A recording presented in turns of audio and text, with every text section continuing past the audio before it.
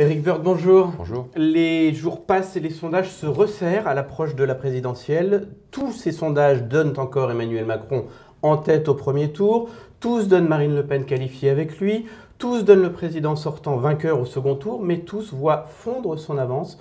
On est à 53% pour Opinionway et Les Échos, 51,5% pour Harris Interactive Challenge. Est-ce que cette tendance vous inquiète ? Non, elle ne m'inquiète pas particulièrement. Les tendances ont toujours tendance à se resserrer en fin de parcours, à peu près. Maintenant, il faut être très très vigilant. Il y a un risque d'extrême droite qui est clairement affiché. Vous venez de donner des chiffres. Ils sont dans les marges d'erreur, enfin tout ce que les commentateurs disent très bien et bien mieux que moi. Mais il y a un risque d'élection à un moment donné au deuxième tour de Marine Le Pen. C'est clair, on ne peut pas avec ce type de sondage dire le contraire. Maintenant, il faut plutôt éviter de paniquer, ça n'a aucun sens. Il faut garder son sang-froid, il faut surtout expliquer ce qu'est Marine Le Pen et ce que serait la France de Marine Le Pen. Est-ce que le Front républicain fonctionnera encore en 2022 ? Marine Le Pen aura cette fois probablement des réserves de voix du côté d'Éric Zemmour, sans doute une partie des électeurs de Jean-Luc Mélenchon aussi. Ouais, vous voyez bien ce que c'est, oui, des électeurs de Jean-Luc Mélenchon, quoi. Donc un report de voix d'extrême gauche sur l'extrême droite. Ça fait une masse de voix. Une masse de voix, c'est sûr, ça fait surtout une France dans un sacré état. Si on reproche au président que la France est fracturée, la France a toujours été divisée depuis la nuit des temps, mais si on reproche une France fracturée avec Marine Le Pen, ce serait une France explosée. Explosée entre les uns et les autres, une France sortant de l'Europe, parce qu'il faut regarder les choses. Quand on regarde son projet, la suppression de la primauté du droit européen, par exemple, sur le droit français, c'est la sortie de l'Europe, c'est la sortie des traités, etc., etc. Donc c'est une France qui écrase l'épargne, c'est une France qui a bien du mal, je pense, à soutenir son rang sur le plan international. Et puis, c'est pas du tout la France du pouvoir d'achat, contrairement à ce qu'on peut croire. C'est une France du désinvestissement, c'est pas une France de l'investissement. Malgré ce que vous expliquez, elle fait d'évidence beaucoup moins peur qu'il y a quelques années, Marine Le Pen. Comment vous l'expliquez ? Oui, peut-être qu'elle a été candidate plusieurs fois et qu'elle s'est au fond banalisée. Et puis surtout, il y a eu Éric Zemmour. Éric Zemmour, il a joué le rôle de l'idiot du village dans cette affaire pour Marine Le Pen. Il a capté tous les outrances que développait Marine Le Pen. Elle n'a pas eu besoin de les développer puisque Zemmour le faisait et qu'elle récupérait en même temps l'électorat. Donc c'est une forme de paravent ou de protection de Marine Le Pen. Alors après, vous savez, le premier tour ne veut pas dire grand-chose du deuxième tour. Psychologiquement, ceux qui aujourd'hui commentent le second tour avant le premier, ils ont, je pense, il faut commettre parfois une erreur, c'est qu'on ne se situe pas dans la psychologie du deuxième tour. Le deuxième tour, ça veut dire qu'il y a des gens qui ont perdu. Donc déjà, c'est une psychologie différente, on a souvent du mal à l'admettre. Le lundi matin, il ne se passe plus rien, alors que le dimanche ou le samedi, on était encore très occupés. Et donc, ça ne veut pas dire grand-chose. L'opinion publique ne voit pas la même chose. Les compteurs sont un peu remis à zéro dimanche à 20h. Ouais. L'opinion publique ne voit pas non plus les candidats de la même manière, parce que tout d'un coup, l'un des deux devient président de la République, et ça, c'est une certitude. Donc, laissons les choses, expliquons, travaillons sur le premier tour jusqu'à la fin. Et puis, le deuxième tour, c'est une autre histoire, c'est donc aussi une autre campagne. Justement, le premier tour, il y a malgré tout une vraie érosion d'Emmanuel Macron, même si encore une fois il reste en tête dans les enquêtes d'opinion ces dernières semaines. À quoi est-ce que vous l'attribuez ? Bon, je crois que ça a déjà été dit. Je pense qu'il y a eu l'effet guerre d'Ukraine, mais la guerre continue. Mais au fond, là aussi, on peut pas s'habituer aux images terrifiantes qu'on a vues encore récemment. Mais il y a cet effet de surprise qui n'est plus une surprise. On s'enfonce aujourd'hui dans la guerre et au fond, celui qui est peut-être le président de la République qui a à un moment donné capté quelques pourcentages d'opinion comme chef de guerre, comme on dit, ne les capte plus. Mais il reste à un score élevé, Emmanuel Macron, et j'ai l'impression que beaucoup des autres candidats aimeraient être à ce score. Donc quand il parle de son affaiblissement, je me dis qu'il y a beaucoup de jalousie derrière. Non, il est plutôt élevé et il a une bonne cote de confiance. Son entrée en campagne tardive, son refus de débattre avec les autres candidats, alors qu'il a en face de lui des concurrents qui martèlent depuis des semaines, souvent un thème unique, le pouvoir d'achat pour Marine Le Pen, le grand remplacement pour Éric Zemmour, etc. Le pouvoir d'achat de Marine Le Pen, il est inférieur au pouvoir d'achat d'Emmanuel Macron. Parce que Emmanuel Macron, il a un projet, mais il a aussi un gouvernement. Et le gouvernement a pris des décisions qui ne sont pas intégrées par principe au projet. Quand vous ajoutez les deux, ces propositions d'Emmanuel Macron, elles sont bien plus favorables aux Français que celles de Marine Le Pen. Je crois aussi que le débat, il a lieu, enfin, contrairement à ce qu'on peut dire, peut-être qu'il n'intéresse pas les Français, c'est une autre histoire, mais il a lieu. Pas directement entre candidats.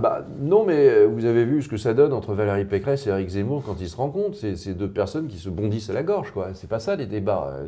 Donc on est incapable de faire des débats avec 12 candidats. D'ailleurs, ça n'a pas lieu avec des présidents sortants. Pourquoi? Parce que le président sortant, il est évidemment par principe l'adversaire à battre, puisqu'il est sortant. Donc il ne va pas faire 12 débats ou 11 débats avec les candidats comme un maître aux échecs qui fait des parties les unes après les autres.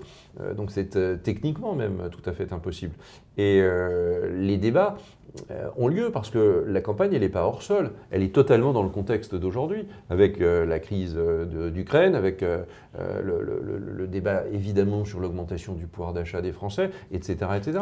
Et chaque candidat nourrit ce débat par ses propositions, par les interrogations qu'il pose par médias interposés aux autres candidats. Justement, les électeurs avec lesquels vous discutez, quelle est la mesure, la proposition qu'ils retiennent du candidat Macron? Je pense qu'il y a eu les deux propositions sur la retraite et la proposition sur le RSA. C'est celles qui ont beaucoup émergé. Et dans les retraites, on a retenu essentiellement l'augmentation de l'âge. Je suis évidemment favorable, je le développe depuis bien longtemps. On a un peu oublié la deuxième partie de la proposition qui était l'augmentation des petites, comme on dit, des petites pensions, du minimum de pension à 1 100 euros et puis bien d'autres choses également. Les personnes ont eu l'impression qu'elles partiraient demain à 65 ans. Évidemment, ça ne marche pas comme ça. C'est sur une dizaine d'années, enfin 9 ans pour être exact. C'est aussi la prise en compte des carrières pénibles ou des carrières pénible en définissant mieux la pénibilité. Aujourd'hui, elle est très mal définie. Et puis aussi en permettant à ceux qui ont commencé à travailler tôt de partir évidemment plus tôt, comme la fin des régimes spéciaux, qui est une injustice. Au fond, à travail égal, on doit partir au même moment. Une réélection à 51,5, 53, même 55% face à Marine Le Pen. Est-ce que ce serait satisfaisant pour un président qui voulait que les Français n'aient plus de raison de voter aux extrêmes? C'est ce qu'il disait en 2017. Ouais, la France s'est tendue, mais l'Europe s'est tendue, le monde aussi. La France n'est pas quelque chose, là aussi, totalement séparé du monde entier. Donc on voit bien que les tensions sont très importantes, les tensions dues au changement climatique, dues au conflit, dues à beaucoup de sujets qu'on n'a pas le temps de développer. Donc c'est assez naturel qu'au fond, les extrêmes, qui sont des réceptacles de colère ou d'inquiétude, soient plutôt élevés. C'est vrai que quand on fait le calcul, quand on fait la simple addition des voix, en tout cas dans les sondages entre l'extrême gauche et l'extrême droite, c'est évidemment très très important. Il n'y a pas de solution derrière tout ça. C'est des mondes différents. Monsieur Mélenchon, c'était une France, évidemment, une France qui écrase tout, qui n'a plus d'avenir. Enfin, c'est une France totalement explosée. De la même manière, la France de Madame Le Pen, c'est une France sans compétences, et c'est une France nostalgique d'elle-même. C'est une France qui regarde le passé, c'est la France de notre enfance, c'est pas la France de nos enfants, c'est pas une France d'avenir. Alors je sais bien que quand on dit ça, on dit bah oui, mais alors on a tout essayé, on va essayer les extrêmes.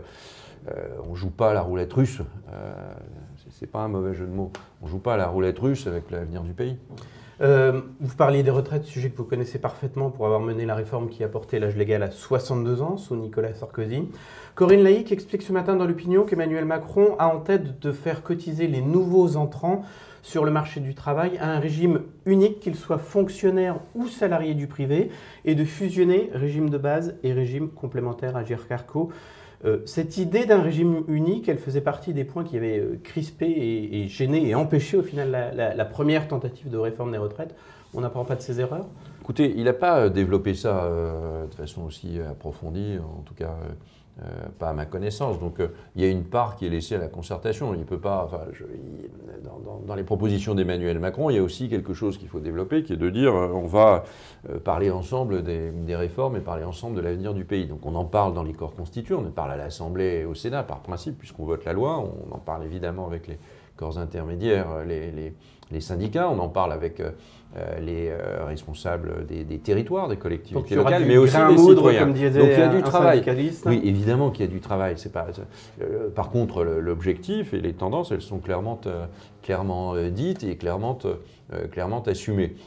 Maintenant, tout ça peut beaucoup varier. La réforme qui avait été proposée par le gouvernement en début 2020, fin 2019, c'était une réforme incompréhensible. On ne pouvait pas la comprendre. Peut-être qu'elle était très bien, sauf que personne ne comprenait rien. Donc il était naturel de la retirer et de repartir sur des bonnes bases. Et on a besoin de réformer un peu constamment. Hein. Tous les 10 ans, 12 ans, il faut revenir sur les retraites parce qu'il faut réadapter le système de retraite aux évolutions de la vie économique et sociale française. Pendant des années, comme ministre du Budget, comme président de la Commission des Finances, vous avez été le gardien vigilant des finances publiques.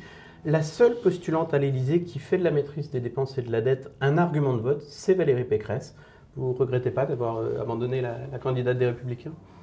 Non, enfin, d'abord, ce n'est pas le seul sujet que développe Valérie. Et puis Valérie est enfermée dans non pas dans sa propre vision, mais dans la vision de LR qui s'est au fur et à mesure du temps atrophiée, asséchée. Mais sur cet aspect des finances publiques, c'est vraiment la seule qui met en avant ça comme thème de campagne. Oui, enfin pas plus que, me semble-t-il, Emmanuel Macron entre nous. Donc il faut regarder les choses différemment. J'ai un peu d'expérience sur le sujet. Je m'aperçois qu'on peut toujours sauter sur cette table. En réalité, ça revient à la même chose. Les présidents qui commencent ont tendance à considérer qu'il faut évidemment revenir à une rigueur budgétaire et revenir à l'équilibre budgétaire. Enfin, l'équilibre, en tout cas un équilibre budgétaire. Et puis au bout d'un an, 2 ans, il se passe des trucs et puis ils abandonnent cet effort. Donc il faut travailler autrement parce que sinon on va continuer au fur et à mesure à ne pas suffisamment bien maîtriser nos finances publiques. La souveraineté financière, c'est la première des souverainetés de notre pays, elle est essentielle. Je pense qu'il faut jouer sur plusieurs sujets. Par exemple, il ne faut pas faire, comme le fait Valérie Pécresse, donner un nombre de fonctionnaires qui vont disparaître. Elle dit 200 000 et en net 150 000.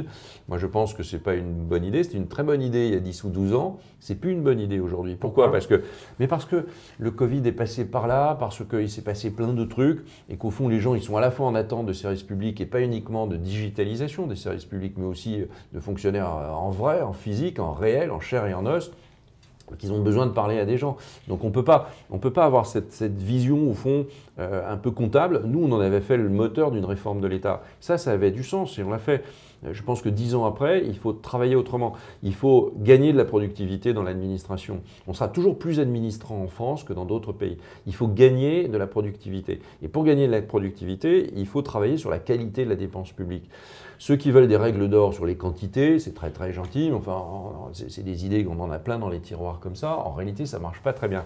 Par contre, travailler sur la qualité de la dépense publique, c'est-à-dire faire mieux avec moins, et faire en sorte que le débat politique français soit actionné aussi par la lecture de cette qualité. Parce que quand ce n'est pas une dépense de qualité, c'est une dépense gâchée, c'est du gâchis.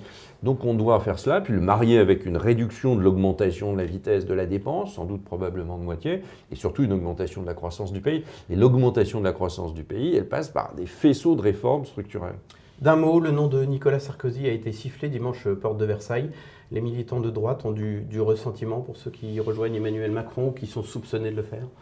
Et ils ont tort, mais là il y avait très peu de gens, c'était 4 000 ou 5 000 personnes, donc c'est très peu de monde et j'imagine que les 5 000 personnes n'ont pas sifflé, donc ce noyau il est très très dur, il ne supporte pas bien que Nicolas Sarkozy n'ait pas décidé de soutenir Valérie Pécresse, mais il y a des raisons à ça. Hein. Si je suis moi parti de LR, même si je garde une part de LR en moi, hein, j'étais militant 40 ans, donc je le reste aussi, j'ai été secrétaire général de ce mouvement. Mais ce mouvement, il a beaucoup bougé.